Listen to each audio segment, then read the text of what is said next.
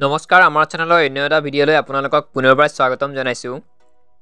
আজিৰ ভিডিঅ'টোত আমি ADRE 2.0 যিখিনি সিলেবাস মুকলি কৰিছে ইতিমধ্যে অসম চৰকাৰৰ ফালৰ পৰা 8 পাছ 10 পাছ 12 পাছ আৰু ডিগ্ৰী কমপ্লিট কৰা সকলৰ বাবে অৰ্থাৎ গ্ৰেড 3 আৰু গ্ৰেড 4 ৰ বাবে যিখিনি সিলেবাস মুকলি কৰিছে এক্সামৰ সেই সিলেবাসখিনিৰ ফুল ডিটেইলছত আপোনালোকৰ লগত আলোচনা কৰিম বা আপোনালোকে যদি কিছুমানে গম পোৱা নাই সিলেবাসখিনিৰ বিষয়ে কোনটো সাবজেক্টৰ পৰা কিমান নম্বৰ আহিব নেগেটিভ মাৰ্কিং আছে নে নাই বা কিছুমান প্ৰশ্ন কেনেকুৱা ধৰণৰ প্ৰশ্ন আহিব পাৰে সেই আটাইখিনি কথা আলোচনা কৰিম।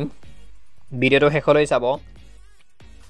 8 পাছৰ পৰা ডিগ্ৰী পাছলৈকে পৰীক্ষাৰ সম্পূৰ্ণ প্ৰক্ৰিয়া কেনেদৰে পৰীক্ষা হ'ব, নেগেটিভ মাৰ্ক কিমানত আছে, 1 নম্বৰীয়া প্ৰশ্নখিনি নেগেটিভ মাৰ্ক কিমান আছে আৰু 2 নম্বৰীয়া প্ৰশ্নখিনি নেগেটিভ মাৰ্ক কিমান আছে তাৰ অকণমান প্ৰভেদ আছে মাজত, সেই আটাইখিনি বস্তু আপোনালোকৰ লগত আলোচনা কৰিম। গতিকে সম্পূৰ্ণকৈ ভিডিঅ'টো চাব, লগতে চেনেলটোত যদি নতুনকৈ আহিছে ভিডিঅ'টো এটা লাইক কৰি চেনেলটি ছাবস্ক্ৰাইব কৰিব আগলৈ এনেধৰণৰ ইনফৰমেশ্যনসমূহ পাই থাকিবৰ বাবে। তো প্ৰথমে আৰম্ভ কৰিছোঁ আমি যিখিনি গ্ৰেজুৱেশ্যন কমপ্লিট হৈ আছিল তেওঁলোকে এপ্লাই কৰিছিল গ্ৰেজুৱেশ্যন কমপ্লিট কৰা যিখিনি পোষ্ট আছিল সেই পোষ্টখিনিৰ বাবে বেচেলাৰ ডিগ্ৰী গ্ৰেজুৱেশ্যন যিখিনি সিলেবাস আছে সেইখিনিৰ প্ৰথমতে আলোচনা কৰিছোঁ আমি।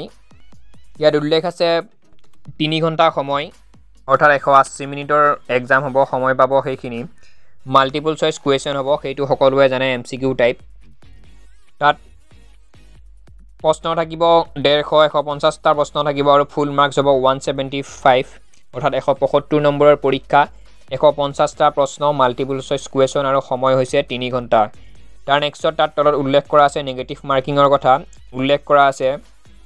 যিটো 1 নম্বৰীয়া প্ৰশ্ন থাকিব সেই 1 নম্বৰীয়া প্ৰশ্নটোত 0.25কে আপোনালোকৰ নেগেটিভ মাৰ্কিং থাকিব আৰু যিটো 2 নম্বৰীয়া প্ৰশ্ন আছে সেই 2 নম্বৰীয়া প্ৰশ্নটোত 0.50কে নেগেটিভ মাৰ্কিং থাকিব। এতিয়া আহিছোঁ কোন ছাবজেক্টৰ পৰা কোনটো বিষয়ৰ পৰা কিমান প্ৰশ্ন আহিব আৰু কিমান নম্বৰকৈ থাকিব সেই প্ৰশ্নসমূহত। ছ'চিয়েল ষ্টাডিজৰ পৰা 30টা প্ৰশ্ন থাকিব, তাত থাকিব 1 নম্বৰকে। জেনেৰেল নলেজৰ পৰা 35টা প্ৰশ্ন, তাত থাকিব 1 নম্বৰকে। লজিকেল ৰিজনিং এণ্ড মেণ্টেল এবিলিটিৰ পৰা থাকিব 20টা প্ৰশ্ন, তাত থাকিব 1 নম্বৰকে। জেনেৰেল মেথমেটিক্সৰ ফালৰ পৰা 30টা প্ৰশ্ন, তাত থাকিব 1 নম্বৰকে।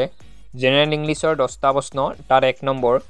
Reading comprehension and English language তাৰ পৰা থাকিব 25টা প্ৰশ্ন, ইয়াত থাকিব 2 নম্বৰকে।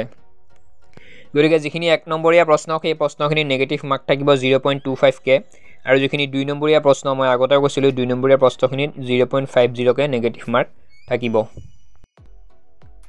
তো নেক্সটত আহিছোঁ যিখিনি HS পাছ কৰা আছিল, যিখিনি HS পাছ এক্সাম হ'ব গ্ৰেড 3 হয় তাৰো সময় একেই 3 ঘণ্টা অৰ্থাৎ 180 minute.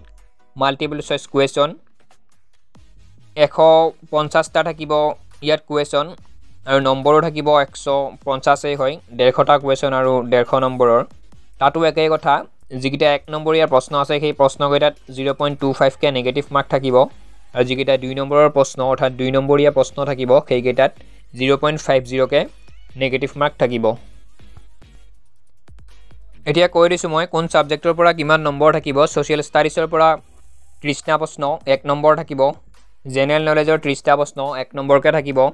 Logical reasoning and mental এবিলিটিৰ ফালৰ পৰা 20টা প্ৰশ্ন থাকিব, তাত থাকিব 1 নম্বৰকে।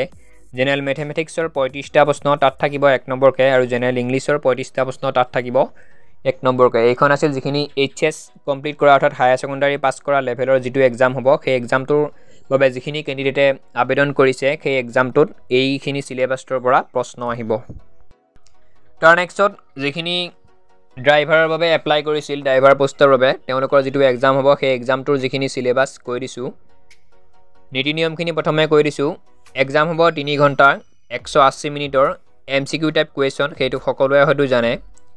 ইয়াত কুৱেশ্যন থাকিব 150 আৰু ফুল মাৰ্ক হ'ব 150, গতিকে 150টা কুৱেশ্যন 150 মাৰ্কৰেই প্ৰশ্ন। তাতো উল্লেখ আছে ইয়াত যিটো 1 নম্বৰীয়া প্ৰশ্ন হয় সেই প্ৰশ্নত নেগেটিভ মাৰ্ক আছে 0.25 আৰু 2 নম্বৰীয়া প্ৰশ্নত 0.50কে নেগেটিভ মাৰ্ক আছে।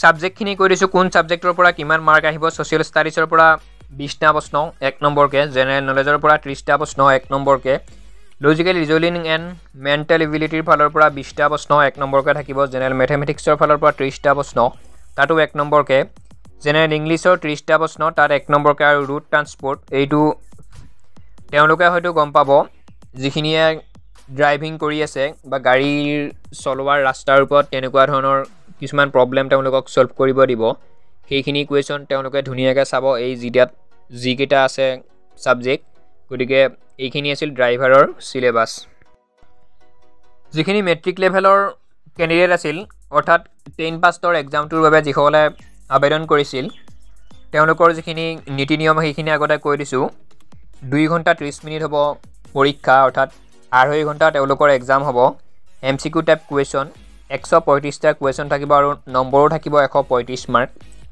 নেগেটিভ মাৰ্কিং আছে 2.5k 0.25k আছে নেগেটিভ মাৰ্কিং তেওঁলোকৰ ছাবজেক্টখিনি উল্লেখ কৰি দিছে English social studies mathematics general knowledge mental ability and logical reasoning ইয়াৰ পৰা তেওঁলোকৰ 135টা প্ৰশ্ন হ'ব আৰু 135 নম্বৰ অৰ্থাৎ প্ৰতিটো প্ৰশ্নৰ বিপৰীতে 1 নম্বৰকৈ থাকিব আৰু নেগেটিভ মাৰ্কিং থাকিব 0.25 তাৰ নেক্সট একেবাৰে শেষৰ যিখিনি সিলেবাছ আছে ক্লাছ 8 পাছ অৰ্থাৎ 8 পাছৰ পোষ্টখিনিৰ বাবে গেট 4ৰ বাবে যিখিনি আবেদন কৰিছিল তেওঁলোকৰ এখন সিলেবাছ নীতি নিয়ম সময় থাকিব তেওঁলোকৰ 2.5 ঘণ্টা 2 ঘণ্টা 30 মিনিট MCQ টাইপ কুৱেশ্যন হ'ব সকলোখিনি নীতি নিয়ম প্ৰায় একেই 135টা কুৱেশ্যন ফুল মাৰ্কো থাকিব 135টা অৰ্থাৎ প্ৰতিটো প্ৰশ্নৰ বিপৰীতে 1 নম্বৰকৈ থাকিব নেগেটিভ মাৰ্কো সেম একেই 2.5k নেগেটিভ মাৰ্কিং থাকিব আৰু একেবাৰে শেষত তেওঁলোকৰ ছাবজেক্টখিনি উল্লেখ কৰি দিছে কোনকেইটা ছাবজেক্টৰ পৰা প্ৰশ্ন আহিব English social studies mathematics general knowledge mental ability and logical reasoning যিখিনি